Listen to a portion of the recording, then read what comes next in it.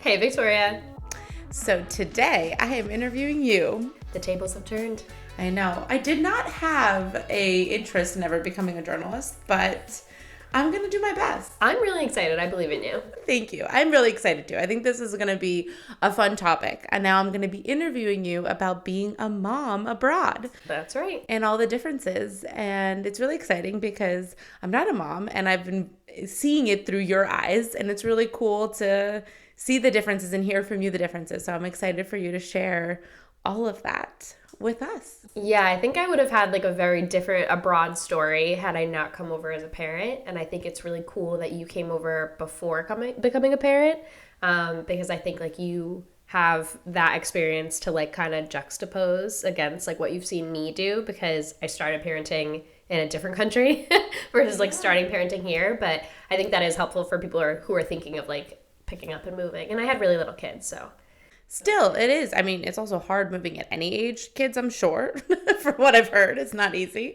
But definitely really little kids as like a different challenge. And I mean, I've seen a lot of people at work, have kids. And it's really cool to see. I mean, the reality of it is everybody parents differently. It's not like everyone does it the same. I think it depends on your personality, all of that. But culture plays a huge role. And I'm excited to talk about the differences and what you've seen and having Charlie start school here. So all of that is very exciting. Let's get into it. Let's go. Okay. So first question is, how did support systems, family, friends, childcare differ in each place? This is a really interesting question because I had kids during like the peak COVID into like lesser COVID era. So for me, we were really isolated in the States. But that being said, my parents made such an effort to like safely come and visit us and provide us with a lot of like in-home support and visits and all that good stuff. We just weren't really like going out. So I would say the biggest difference is it depends on your willingness to trust other people with your child. Because for me, I never had a babysitter growing up who wasn't related to me. So as you know, you were the first person to watch Charlie when we visited you in Spain when we hadn't lived here. And she was over a year old. So for us, it's been really challenging because on the one hand, we have you here and you've come and babysat for us, which is amazing, especially because like we weren't in a city before. And I think just as like a adult in a relationship, it's really nice to have like date nights in a city. More to do. More to do. Yeah. More to do, more to choose from, a little bit more of like a nightlife scene. Like when you're living in a suburb, you can do date night out, but it's like the restaurant's closing. Like, like your time is up at like 9:30. 9:30 is generous. I'm pretty sure it closes at like 8:30. And 9:30 here is like you're starting. Like yes. You're just, that's great. You're going out, you can put the kids down, you could go out. It's like a perfect setup on that front. But I will say like the other side of that is, in terms of getting a babysitter, that's a little tougher because maybe I would have had more people as like a network back home that I knew, and maybe they had people they trusted. Here, because I didn't know anybody who had kids, it's just a different process. So you really have to like be willing to take a leap. And you could do all the stuff that like everybody does, right? Where regardless of where you live in the world, you're probably going to vet people and all that stuff. But again, I've never had a babysitter for them, like where I was out of the house. So we're working towards that. It's just like a personal thing. But I do think it is different in terms of like having people around you who you love. That is harder when you move abroad, at least initially. You've built a community here now. So like it's different because you have friends who are like family. We have you guys, which is great. But also a lot of people don't have that when they move abroad. So you can get childcare. I think you could get childcare anywhere, but if you're looking for childcare that feels like family, that's different. And I will say a lot of people here have grandparents locally. So that's been hard because like I see the grandparents who can come to pick up or who can watch the kids while they're like on date night. And I wish I had that. My kids have like the best grandparents in the world, but unfortunately they're halfway around the world. So that's tricky. I think that's hard, but I mean, I have seen, there's two parts to this. I have seen like my coworkers and stuff have like babysitters and nannies, and so it is obviously doable. I think the other aspect, which you did kind of look for when you're moving towards having a babysitter is the language piece too. Is you want to make sure you understand your babysitter. I remember you saying, I think I can do it with just like a Spanish and like I can get by. And then you're like, no, I can't do that. Although I will say one fun fact is that in Spanish, babysitter is kangaroo. Or it's like kangaroo, but like it's like a kangaroo. And I was like, that's fun. That's cute. That was cute when you learned that. But I think it makes sense. I think it has to do with your comfort level. Again, some parents are more willing to be more open to a babysitter, whereas you're not there yet and you're working towards finding someone, and then it's finding the community and trust and all that. But it is a nice thing though, like especially if you can find somebody who speaks both the language of where you're at and your like native language, because it's like a safety thing. Like you said, you want to make sure you're able to communicate in terms of an emergency or like just how you want things done. But I find that like it makes me feel better as a parent thinking like, oh, well, the time they would have with the babysitter, they would also be getting language exposure. So I think that is a pro. It's just, it's very individual. It's a comfort thing, I think. So it is hard leaving your family behind and the community you did trust and have to start over. Obviously, I know with me, you're not starting over, but from the beginning. So I get that. I think that's fair. And what kind of goes into childcare in a way. But the next question is, how did the school systems compare? And did that affect your parenting decisions? So it was funny. The school system actually affected whether we were going to move, because the deadline that we self-imposed for making the decision was based on the fact that we had a school we really loved in Massachusetts that we were excited to send Charlie to. And then we had the school deadlines here. So we had said, and the school deadlines here were in March. That school deadline was in January. And I was like, we have to make a decision, because if we're staying here, she's not missing out on that school. So that was one thing that was interesting. But I have found that the schools here offer just like an amazing amount of things for kids in terms of like the warmth that the teachers provide. Like, I think there's a slightly different culture difference here, because the teachers are super affectionate. And this is not to say anything about teachers in the US. I think there's more a culture in the US that like we tend to be a little bit more nervous about like adults and children and interactions. Spain doesn't really like have that as much. So like the teachers do a lot of hugging, kissing, like they're just very affectionate in a way that I think surprised me based on like how I grew up. And I feel like Charlie is genuinely really loved and like so happy to see them. Like she's bouncing back and forth between us when she's getting picked up at the end of the day, and it's really lovely. But one thing that I found was really interesting is that they like learn violin and chess. And I was like, excuse me, what? Like, and you would think it was like this, you know, super fancy private school, and it's not. It's just, I think there's like a value of certain things because the day is longer here. The school day is just like generally longer. It's like 8:30 to 9 is drop off, and then 4:45 for pickup, which is like a whole work day. They just fit a lot of stuff in, including language, because she's learning in 3 languages. She's learning in English, Spanish, and Catalan. So, which is pretty awesome to like be. She's literally 3.5. She's not like 8 years old, 10 years old. She's little. Like she's so little, and the fact that she's in 3 languages, and they do it in different subjects. So every subject has a different language that the teacher's teaching in, which is just. I know a lot about this because background, I actually toured all these schools with Trevor as a hope, basically, like substitute hope, which was actually really fun, and I learned a lot. It was great because Victoria would send me a whole voice note, like actual note debrief, and I would get that from Trevor too. I was like at home in Massachusetts with my parents and the kids, and I was just like listening to all of them and like taking notes, and it was really cool. It was a good experience because you also can't like go into a school and take video of children, like yes, so true. I had to like just understand through their eyes and like school promotional videos, but like it's different. You want to visit the school where your kids are going to go, so that was like definitely a trust exercise to not do that because you have to decide before that. But yeah, it's funny too, because when people have said before, like, oh, like, they learn violin or they learn chess, it's like, okay, yeah, they learn chess, they're 3. This child came home on, like, the first week of school, and she was like, I learned chess today. And I was like, oh, yeah? And she was like, yeah, I learned about pawn, bishop, rook. And I was like, what? Like, the way that they're learning is also incredible. And it's not only that, right? Because that's amazing. And I do think we both prioritize learning, but it was also like the emotions. They have like a little square and they all ask the kids like, what are you feeling today? And they put their little pictures on the square where it's just like, it's a really well-rounded experience. And school is hard, right? Because every school is different. But for us, we felt like it was easy to find a school, even though we were out of our element with like a language barrier in some ways. It was easy to find a school that we loved just as much, if not more, as the one in the US, which is really nice. And I think that was obviously a big factor, finding a school. And I think language was a big piece for you guys too, because there are options here for schools. Again, I know of this because of, being the tour guide over here. But I thought it was really interesting to be able to see that they had schools. You obviously can go to a private school and have there's the French school, there's the English school, there's the American school. Like there's a lot of British versus American schools. There's a lot of that. So you could have done that, but you did choose to go more, I guess, local in a way. We went with the semi-private, which is like definitely there are some international families, but it's a lot of local families.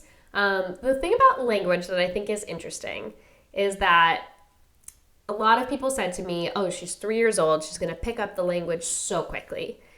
And in some ways she did, but it really is a hard choice to make as a parent, because if we had put her at a school where they prioritized English, I do think she would have had a different experience, and that it probably would have been an easier transition for her, because it's hard when you don't speak the language. It's like unfamiliar, and I think it makes like starting a new school is already intimidating, and then you add the fact that you don't understand what anybody's saying on top of that, that's tricky. So like, yes, she adapted, they were right, but I think one thing I didn't expect was for it to take a bit longer. And again, I felt good because even in those first weeks, she was saying like, I was sad at school, but my teacher helped me feel better. And I was like, okay, we can stick it out. Like, you never want your kid to feel uncomfortable, but you also want them to be resilient. Yeah. And you don't just become resilient not having faced any challenges. And if she's going to face a challenge, I would like it to be this challenge because it's rewarding.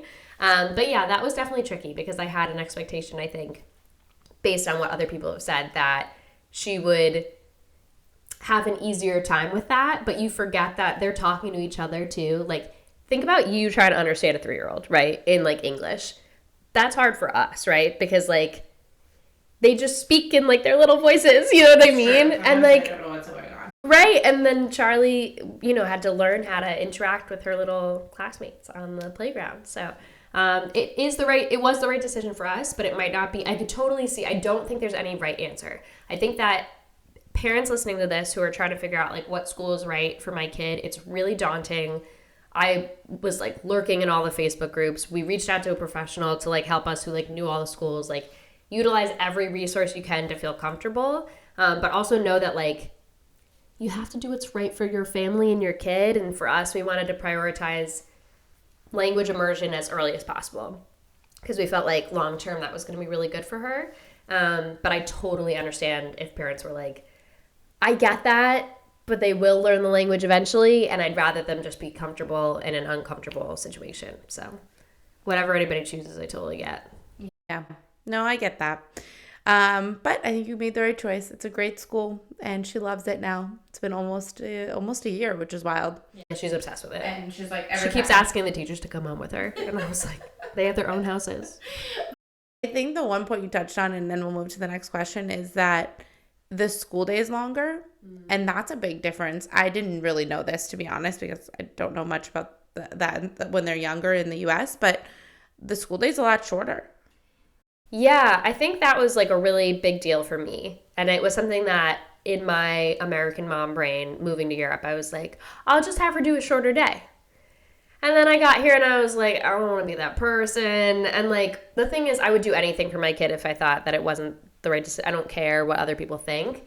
But I came to understand that like, she would be missing stuff and she would be missing part of like the shared experience and like the bonding with people. So I kept her in for the whole day, even though I didn't have to because I'm a stay-at-home mom. But for working moms, which is like the majority of people here, it's wonderful. And it's something that I wish that the US would do a bit more because, it's really difficult. Like, you have your kids in this one environment that you took so long to choose and make sure that you're comfortable with. And then for a lot of American parents, you have to figure out after school care and how they get home from that. And does that even last long? And like, what's the cost associated with that? So it's all inclusive for what we pay from, again, the flexible drop off is great for parents who have to get to work from 8:30 to 9. And then it goes for until 4:45, and you can still do an extra school or an extracurricular activity. So it's an adjustment, and I still think personally, if I had my perfect world, it would be a shorter day, but it's been not as big a deal as I thought it was originally. Yeah, and I think that's because you are a stay-at-home mom, not because like, and again, one of the questions that I want to say is what's something about parenting abroad that you wish the U.S. would adopt? And I feel like that's kind of like what you just said. It's basically having a longer day so that working parents have the flexibility to be able to pick up their kid later so that they don't have to stop working or pay extra. And we already know it's expensive having a kid. It's not like it's a real expense. Berries alone. The amount of fruit your kids eat, which is great for the record. But the point is that it's an expense. It's an added expense, and it's nice. And I see it even with the people, like with my coworkers. They can work all day and they just block their time off in the afternoon.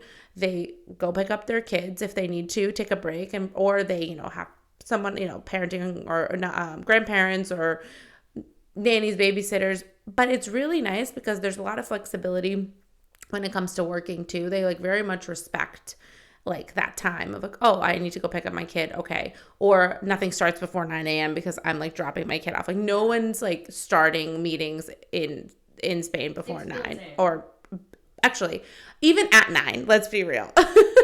Before 10 is like unacceptable. But anyway, I just see how much it's built into the culture, even with a lot, like everyone's every parent I know is pretty much working here.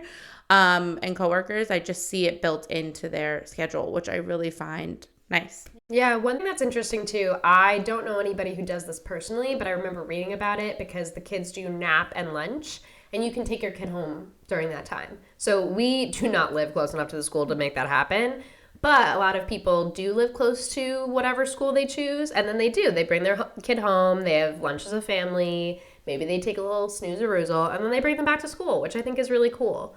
And I don't know if that's an option in American schools. I haven't heard of it. Maybe it is.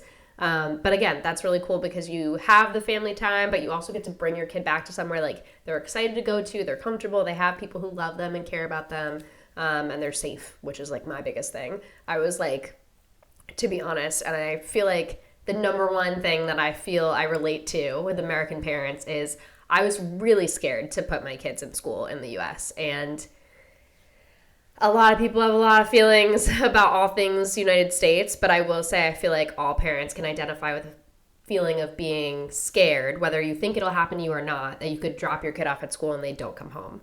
And the reality of the situation is that's a reasonable concern in America.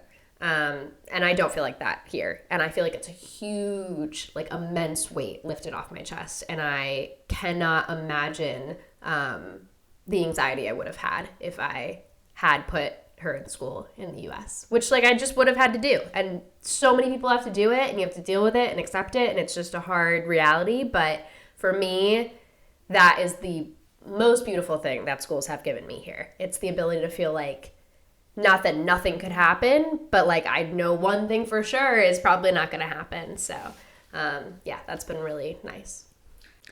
That I can't even imagine. I mean, I'm not a parent, but that is definitely a very scary thought or feeling. And I haven't heard it just from you. I've heard it from other parents in the U.S. as well. So I think it's a pretty universal U.S. thing. No matter what, nobody wants that to happen. So fair enough. Okay. So is there anything else that you would want the U.S. to adopt about how things go here? Ooh, food. That's a big thing. So the lunches at school are so good, like ridiculous. So Charlie's coming home and she's having like ratatouille. Just like, what? She's having baked fish.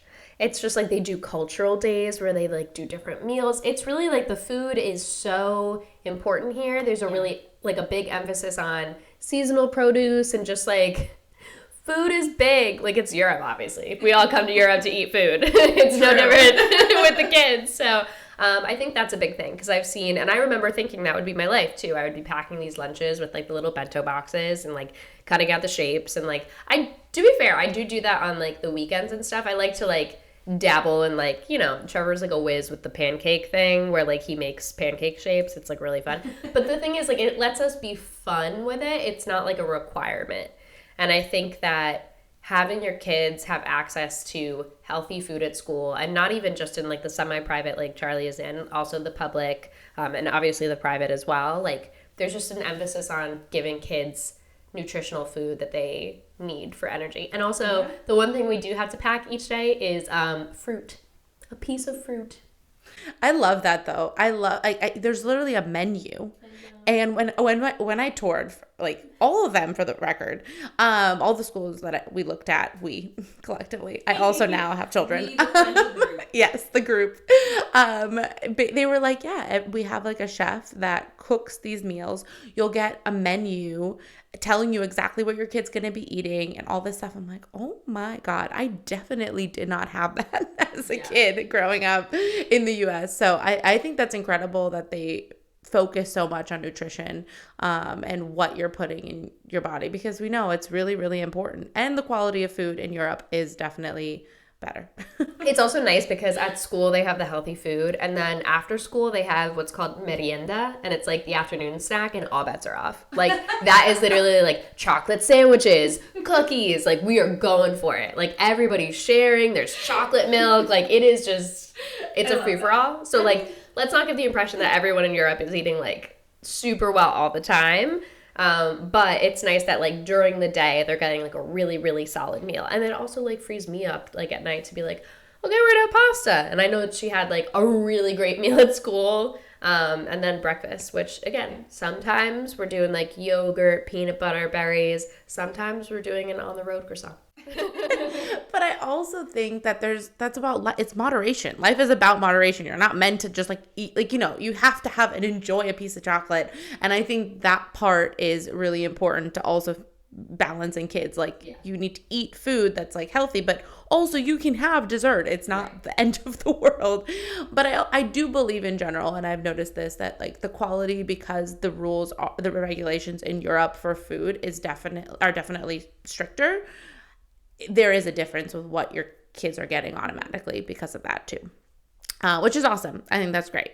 So, next question. Was it easier to build a community of other parents abroad or in the US? And does that have to do with the school you picked? That is also a good caveat to that question. That's hard because this was Charlie's first school ever. True. So, grain of salt. I can talk about like the experience I feel like my friends have had back in the States, but honestly, I do think it's been a little trickier. I got really lucky. So like the first day that we went to like orientation, I was with a group of moms, and like I feel like from there, Charlie kind of formed this little group, and we've all like become friends, and it's been really nice. But I will say at like the bigger events, when you're trying to socialize with parents, I can definitely tell that it would have been easier for me to make friends in the US because I don't speak Spanish fluently. And that's a me problem. That's not any of these parents. And also, so many people will speak English to you if they know that you speak English. And that's lovely. But on the other hand, it's like they'll speak English to you for your conversation, and then they turn back to the bigger group and they're speaking Spanish, because why wouldn't they? Like, that's the language that they speak. And it's hard to like find moments in the same way that you would in a situation where you speak the same language as everybody, because you can pop in and have an anecdote. And there are times when I'm trying to practice my Spanish and I'm listening to them and maybe I understand their conversation in Spanish and I think like, oh, I'd want to jump in here, and I just can't because my brain is like, yo, flow. It's just like, it's not quick enough. It's hard. They've moved on. Yeah, and that makes sense. That makes complete sense. Language, whether we like it or not, and that'll be a whole other episode, it does, you know, there's a barrier there, especially because like you're not going to a British or American school that maybe there are more American parents or British parents from the UK, you know, English speakers that are native speakers, that maybe you had more of those like opportunities that that make it a little harder when you're more of at a local school. Do you feel like there's any differences culturally? Like, do you feel like because in the US, like culturally, you also understand things more, or has that not really been a problem? I don't know if it's really been a problem. I think like I've also tended to make friends with expats, which is interesting because I think that even if we're not coming from, also Charlie's the only American in her class of like 30 something kids. So like when I talk about expats, I don't mean American expats, but still it's like a shared experience of like you didn't grow up there, because people who grew up, there's a lot of people who grew up in Barcelona or like Catalonia in general, and they have a shared experience of like the things that our kids are doing, they grew up doing. And I talked to them, and it's so cool because I was talking to this dad like a few weeks ago, and he was saying that he has like some of his oldest friends from when he was 3, because they started when Charlie started, and they just like, you know, the schools go until 18 here. So that's really special on the one hand. But yeah, I think it's also maybe the nature of like the way you pick schools here seems so definitive. Like you could transfer schools, but it's really competitive to get a spot in like this first grade of like 3-year-olds. And then it's less and less spots are available over time because you usually just like stay in the class. Obviously, like you could change schools if you feel like you need to. But like it's difficult. So I think you have like motivation to lock in a little bit more versus in the US, at least for me, it was like you change schools at some point. So like you're not going to be around with those parents for the next like 17 years. Yeah. So it's a long haul. Yeah. No, that makes sense. So what were the biggest differences in daily life and routine as a parent? So, I think the biggest difference in daily life was that I pictured taking my kids to school in a car. That's definitely the biggest difference. And when I heard, at first I was like, okay, I'm moving to Europe. I'm going to like take a leisurely stroll with my kids to school every day. Okay. You're probably not doing that if you're in Barcelona, to be honest with you, because a lot of the schools are in the same area and it's not central Barcelona. And a lot of people just like don't live in the area where the schools are concentrated. Obviously some people do, but it's not very popular. So that being said, when somebody first told me, they were like, oh yeah, you're going to walk like 6 to 10 minutes to the train. Then you're going to take a 15-minute train ride. And then you're going to get to school. I was like, not I. Like, I was like, couldn't be me. And I'm also thinking about like New England weather. I'm going to be like in my parka, like fighting the wind and the rain. And then Victoria was like, you're in Barcelona. There's not a lot of that weather happening, first of all. Like, let's talk about your first problem here. But like, I will say, I think that I've been able to turn something that I was really worried about into like a really beautiful part of my day that I love a lot, because first of all, I get a wonderful walk with Charlie every day to school. The buildings are gorgeous. I just love our area. We have like beautiful architecture on our way. It's unbelievable.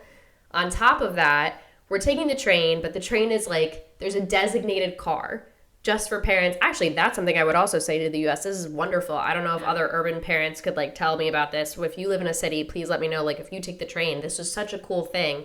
They have cars specifically for kids and their parents. And they have like monitors at the train station making sure that people don't get on if they don't have a kid, which is really, really, really nice, because also kids are like noisy and like they bounce around, and it's just like so comforting to not even think about that as a parent too, to be like, all right, we're all in the same boat, we're all sharing snacks, it's just like a good time.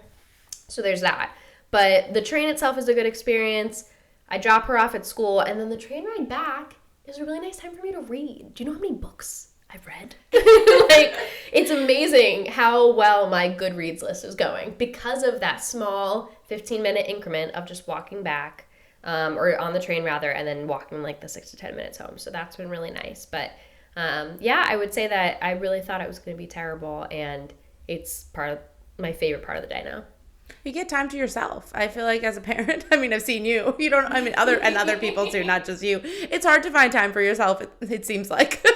Yeah, no, I mean, I don't want to like touch the chaperone Nell and Pompeo debate, but like, you know, good points on all sides. So no, I agree. I think, but it's nice that you were able to turn it around, because, you know, it's hard adjusting. It's like another thing, like you have a vision of how something's going to go, and then you have to switch your vision, and you've made the best of it and actually enjoy it, which is pretty cool.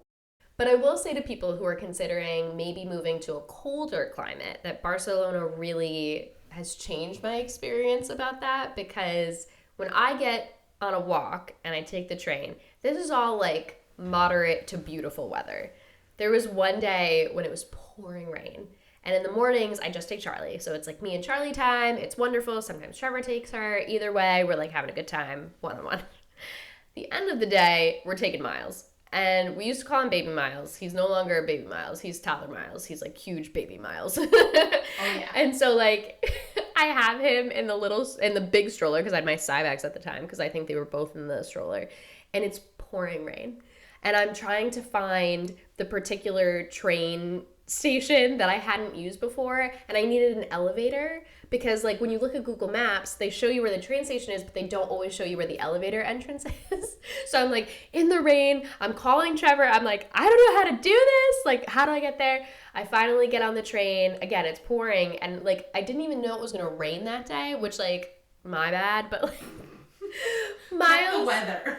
I know, it was just like I had the like rain cover, but I didn't have like an umbrella, and so I was unprepared on that front, but I actually took the rain. If anybody has like an Uppa Baby or a similar stroller, you know, they have those like shields that go over the stroller. I took the shield and I just like put it over him. And I was like, are you breathing? Okay. Because he's just like in the carrier. And I show up and I'm just trudging and I was like, I feel like I look like quite a scene right now. And all these people are like, so the 2 kids, that was a good idea for you too? And I wish someone recorded you. I just saw the teacher was like, that's interesting. And I was like, I'm a story. I've become a story. You're innovative. That's something like someone could, say good job. Thank you. I thought it was a good job. Or a questionable job. Mid-job, maybe. You might have looked questionable, but you're really smart. Thank you. I thought so. But I will say, like, again, I would imagine somewhere like, where's it rain a lot? Scotland? I would imagine that is different. Although I don't even know there's so much to consider. Like what the transportation looks like, if you will be driving. Just factor that in when you're thinking about schools, because that was a big thing for me. Yeah. And that's definitely a big difference. In the U.S., you drive everywhere. So yeah, you're just driving. It doesn't matter. It might be like a longer or a shorter drive, but you're driving. Yeah. Typically. There are some people who walk, but that's like a luxury. Is there any experiences or cultural differences that you think American parents would be surprised by? Yes. Definitely. There's one that is coming up, and it's called colonias. So. Everything gets sad. Yeah, everything. Setting the mood. No, it's really not that dramatic. It's just, Charlie is 3. She's 3.5. And colonias is an overnight stay. It's like an overnight field trip with the teachers and no parents. I asked. I was like, can I chaperone? And they were like, no, you cannot. And I was like, could I hide in a bush? And they were like, wouldn't recommend it. So, I mean, she's not going. Like, to be honest, it just, like, didn't feel like the right fit for our family. I understand why other people do think it is. It also depends on the kid. I just think, like, where we're at right now with, like, bedtime is, like, one thing where I'm like, I can't imagine her going to sleep and not having us there. The other side of that is just me. It's a me problem. So I think that, like, that's a big thing that a lot of even like our friends have said who don't have kids. They're like, isn't 3 young for a overnight field trip? And I was like, yes, I believe it is. So that's one of the wild things that I've encountered here. But again, it's super normal. Like all of these families who are from Catalonia are like, I did it. It was great. I have the best memories from them. And I was like, okay, we'll talk about it in like 6 to 10 years. Okay, Hope. I told the teacher the other day, I was like, so I got your email, and she was like, colonias, and I was like, she's not going. And she was like, did you ask her? And I was like, no, absolutely not. Why would I hurt my own feelings? Did you ask her? I was like, we will do something very fun that day. That is not that. I understand. I think it's a big difference. There's smaller differences that you can kind of get through, but if you're not used to it, and to be fair, I don't have kids, and I was like, oh, that is pretty young. I don't know, and I don't have kids to be able to speak for it. I do think, like you said, it depends on the kid, but it is young. So I understand where your side is coming from, but I also think that's how we grew up. Yeah. So I think that's kind of tough. But overnight field trip for 3.5-year-olds. Maybe I think like 5 or 6 is more like what I think that's like more, yeah, I think, but I think More normal in the honestly, U.S. is what I mean. I was going to say, in the U.S., I didn't go on an overnight field trip since I was like 12. I don't even know if schools had overnight field trips. I don't remember. I had a pretty cool one. I was at, maybe I made this up, maybe it was a fever dream, but I'm pretty sure I'm pretty sure I slept in the Philadelphia Zoo. Oh no, that was a Girl Scout trip, I think. I don't think my school had any. I went to like overnight camp at some point in my life. I also did that. I also did that, and I was like a tween, I think. I think I was like 12. Yeah. I just don't know. Maybe I have to ask my dad. That'd be a good idea. He remembers. Let's see. Let's check his memory. I know that like for my parents, like I went to sleepaway camp in California and they went to California. So like it was very reasonable that I would ask, oh, you're sending 3.5-year-olds on an overnight field trip. Can I chaperone? And when the answer was no, you may not, I was like, we will not be in attendance. It's funny because I was in high school, to be fair. I was like, I want to go to Barcelona for camp for 2 weeks. And my parents were like, okay. I love that for you. But I also started traveling alone to Greece. This is a total side note, when I was like 11. So that's fair. And you walk through the world confidently because of it. Yeah. So I definitely learned to travel young alone. And I was going to my family. Like my family picked me up in Greece, so I wasn't just like totally alone. Like, for anyone listening. No. Like I had someone picking me up on the other end and all of that good stuff. But yeah, I got really comfortable with traveling alone at a young age. Probably, I think the first time I did it was with like the stewardess that like they like us help you. But after that, I think it was like 13. I was like totally on my own. Just my parents were like, okay, you know your way. You do this every year. Wow, you probably felt like such an adult. Like we all think we're adults at 13, but if I was getting on an international flight when I was 13, I would have been like, none of you can say anything about me. With a stopover. With a stopover. Always. Yeah, there was no direct flight from Boston to Athens. Isn't there now? Or Thessaloniki. We were always going to Thessaloniki, so that's not. There is now, but there's not to Thessaloniki. There's only to Athens. So yeah, it was never direct. So it was definitely one stop, either through Germany. I went through Italy a lot, but yeah. Anyway, there was a lot of. Wow. I was a young little traveler, so what an different. So different experience. I think it has to do with like how you grew up too, and all that. But 3.5 is definitely abnormal in the U.S. for sure. Okay. Did your kids pick up any funny habits or phrases from local culture? Yes. So I was talking a little bit before about like the language piece. And so it was funny because I'm asking the school like, oh, how is Charlie doing with the language? But like we didn't really like know because at home she was just speaking to us in English. And then it started. So I remember the first time she ever spoke Spanish to us was I was like cleaning her off. And as everybody knows who's a parent, and you've also done this actually for my children too, like cleaning yogurt or anything and the kid starts to get like irritated. And usually she would just be like, all done. And she was, ya está. It's like, what? Like a little Spanish woman inhabited your body. And that was just it. And then from then on, she started doing imaginative play in Spanish. Singing songs in Spanish, also in Catalan, like the language just burst, which was really, really cool. So I think that's been amazing to see. Also, she's teaching Miles things. So sometimes when she's playing with a toy and she's not really feeling like sharing, she'll go, es mío. Or when she wants him to stop her, no para. And then Miles started saying, no para. And I was like, this is so cool. Also so funny. It's so cute. When you're raising a kid, this is also like a bizarre thing. When you're raising a kid and you don't know the other language they're learning fully, you don't know if the second kid is actually starting to speak words or just like garbly-gook toddler speak. Because I'm always like, is that a word Charlie taught you or just like nonsense? I don't really know. And you can't quite always understand Miles. He's at that age that like some things you're like, okay, yeah, I get that. And others I'm like, I have no idea what you're saying. Yeah. Yes. And I'm like, huh? Right. And now I have to do it in 2 languages, sometimes 3. And I'm like, oh, wish me luck. But another thing that was really funny, so one of the things in Barcelona that we're really well known for is pan con tomate. Well, like where? Like I'm like totally a local. But yeah, in Barcelona, pan con tomate is a very, very famous tapa. And it's basically like a toasted bread. I'm going to butcher this. Nobody come for me. It's like a toasted bread, but a specific kind of bread. And then you put olive oil on it and tomato, garlic first. Okay. See, why don't you explain to everyone? It's a piece of toasted bread. You take the garlic and you take like a clover of garlic, and you actually like rub it all over the bread. And then they usually give you like half of a tomato, like a small one, and you take the tomato and you rub it as like much as possible until you literally just have the skin left. And then you put olive oil on it and then a little bit of salt on top of it. And it's delicious. A lot of places will make it for you, but it's really fun to also make it yourself. Well, Charlie certainly thought so because Charlie loves pan con tomate. And recently we were traveling and we're at an airport and this little girl takes a piece of bread and a tomato and starts making pan con tomate. And I was like, ma'am, you're in Scotland. Like, what? Little Barcelona baby?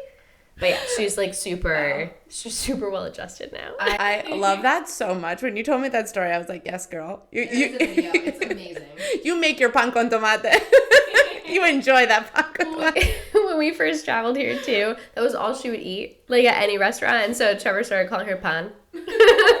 She did love it. This is like pre-Miles too. Like she's always loved her pan con tomate. It's really cute. I love hearing them speak Spanish and like her little words and everything. It's really, really, it's really nice.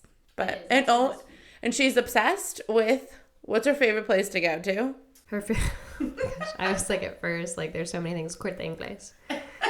So every time we're like, Charlie, where do you want to go? Corte Inglés. Charlie, what do you want to do? Corte Inglés. Or gelato. It's like one of the two. Nobody knows what El Corte Inglés is. It's literally a department store, like a Macy's or Bloomingdale's. It's like one of those like big, like has everything, and she loves it. It's kind of like if you stacked Target on top of itself. Like it has a lot of, because Target's usually like one big floor. Although there are some Targets that have multiple floors. But I think of like a department store. Like I think. Yeah, it's more of like a Harrods or a Bloomingdale's. Yeah, I would say like. But Charlie only cares about the toy floor. She doesn't need the rest of Corte Inglés. She like doesn't know what they have to offer. She's like, I know that floor, and I want to go to there. The most important floor, obviously. Yeah, but she's adjusting really well, and Miles is just kind of floating into it as well, which is great. So, what do you think the biggest benefits have been for your kids with moving to Europe? I think that the biggest benefits of our kids moving to Europe so far have been language, because I really do believe, and for anybody else thinking this, like, am I going to move and am I going to live there my whole life? Like, what does that look like? When you're in the US, English is like the predominant language, right? So you could move anywhere within the US and you can at least know that like your kids' education and what they're talking, it's all going to be consistent. When you move your family to Europe, that's a little intimidating. And that's something that we definitely like have talked about. And we were like, well, you know, how much do we expose them to Spanish and Catalan if they're not going to necessarily use it their whole life if we don't stay here? And we don't know how long we'll be here for, but we ultimately decided it's so good for their brains to just like expand in that way and stretch. And like, again, everyone wants their kids, I think, to be resilient.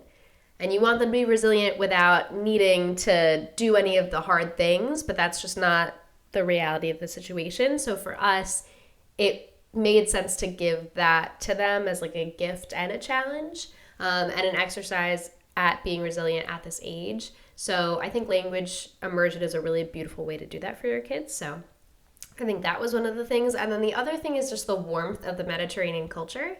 And I remember this, like, being around your family has always made me feel like this. And like also Italians, we do this too. But like there's like a certain sense of like you are so loved by like strangers. Like there's a mentality with people that they just want to get to know you and like be super kind to you. And I just think that like every time I see Charlie and Miles out in the world, or even with like the friends that we've made super quickly at school, like they all give her hugs and like it's just very community based here. And that is something too that I found really special. And same thing with our school, like they knew Miles from day one. And every day they always say hi to him by his name. Like the whole school actually, like there's so many people from like people who work in the cafeteria to teachers in other grades. Like there's just this sense of it's important to, people are important. Yeah. People work hard here, but work is secondary to like relationships. And so I think that I've really, really loved for them, like absorbing that, because I feel like they feel that warmth by like osmosis.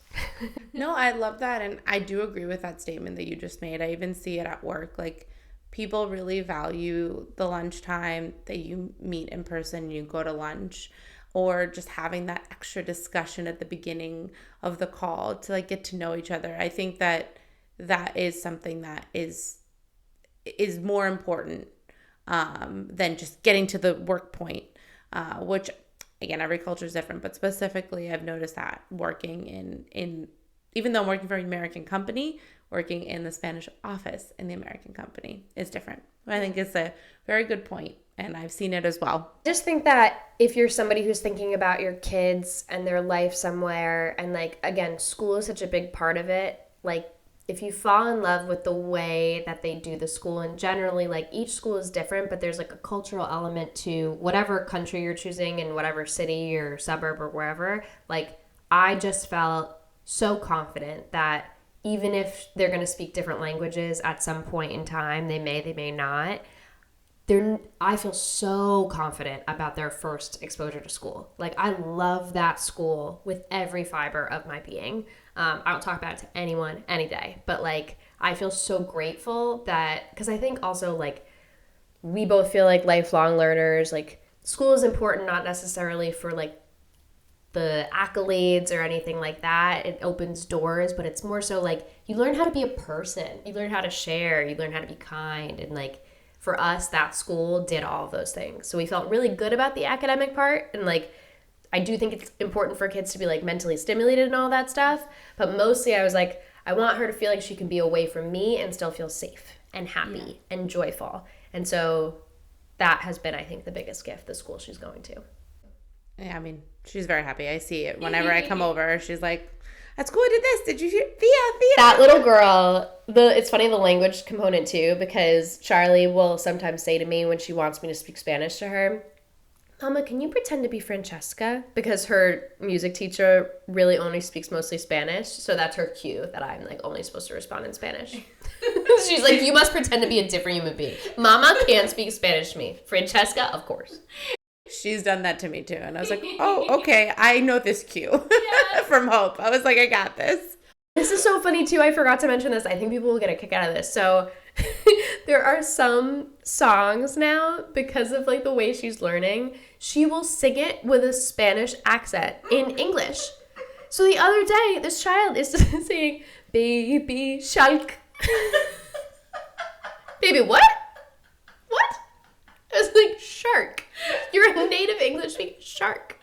So cute. But like, so honestly, funny. Her accent is amazing in Spanish. And you saw that, like there's a point the other day where she was telling us like how to pronounce something. Oh, yeah. And it'll be something like Julia. And if we're like, Julia, she'll be like, no, Julia. Like, get it right, Mom.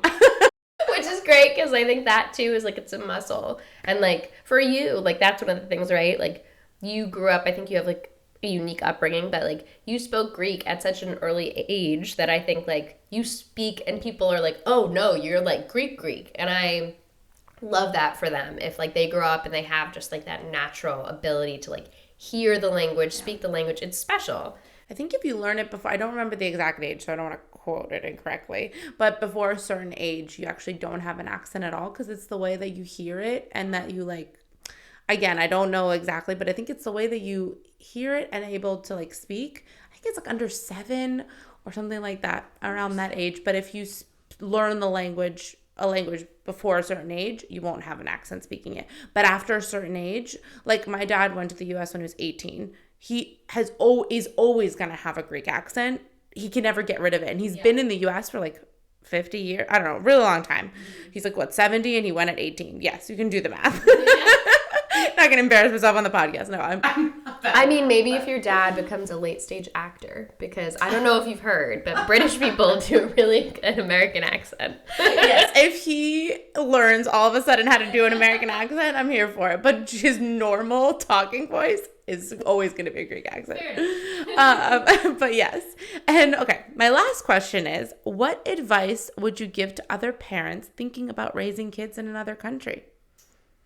What advice would I give to parents? I would say, if you're thinking about bringing your family to another country, maximize the amount of parents you could talk to in that place. And so you were here, but you are not a parent, even though you're a godparent to Charlie. There's a difference with like having lived the experience of putting kids in school, or the same anxieties you might feel or the concerns that you have specifically about your kids. Like, if you're not an online person, and I think personally I believe like let's all, be out in person talking to people, but realistically that's just like not a thing in terms of when you know no one, you have to go online to meet people. And it can be really rewarding. And I think I like balked at that a little bit at first, and I only wanted to like search the group, and that's fine. Again, love a lurk.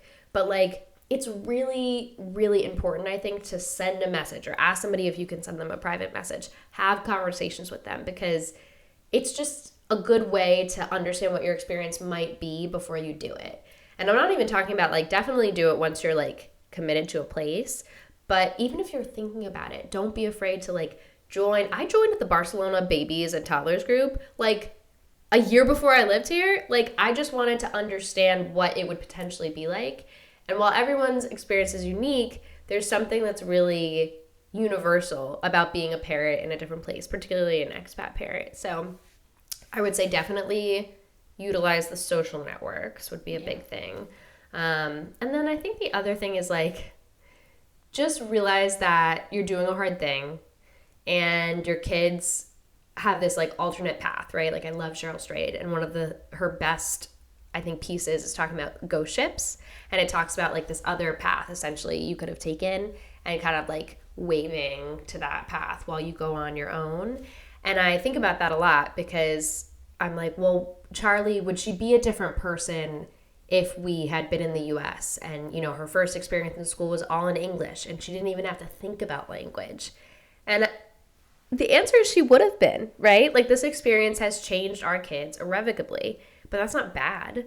It just means that it is. And I think if you really stand in the choice of what you believe you're bringing to your family, yourself, it'll work out. Like it'll be a beautiful experience because you see the beauty in it. Yeah. No, I love that. And I don't necessarily think, like you said, different isn't bad. Just because it's different than how you guys grew up or how we grew up, it doesn't mean it's a bad thing. Even if you loved your childhood, you can still give a beautiful childhood to Charlie and Miles with something different than you have, because a lot of paths are beautiful. And I think I love the ghost ship one that you said, because I struggle with like, I can do so many paths in my life, and picking one and going down that, like just in committing to a path and having to just say, okay, like those paths, they could have been beautiful too, but it's okay to be happy with what you've decided. And I think that's a really special and nice way to think about it. Because it's so easy to get caught up in what if, oh, it could have been this, I could have been that. And it's life. You got to pick something. You got to go forward with one way or the other. And it's good to embrace and see the beauty in whatever path that you pick, because there's so much to that. So, I think you made a good point too about you could like love your childhood and be doing something different. And I think for me, I had such a wonderful childhood, and I always pictured giving that like same exact childhood to my kids, like from the suburbs to like so many different aspects of it. And it's surprising. I think this is one thing that I would tell people. It's surprising how similar I feel like my childhood is to their childhood, even though there are so many things that are different, right? So like I went to school in a car.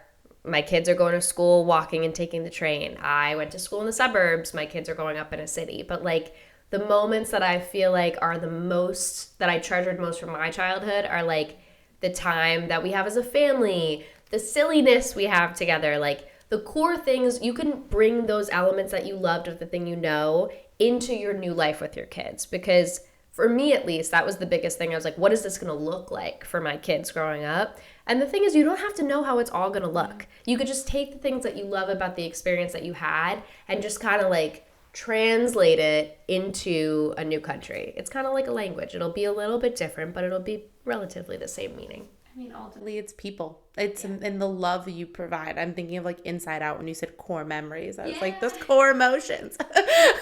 Inside Out. Love that movie.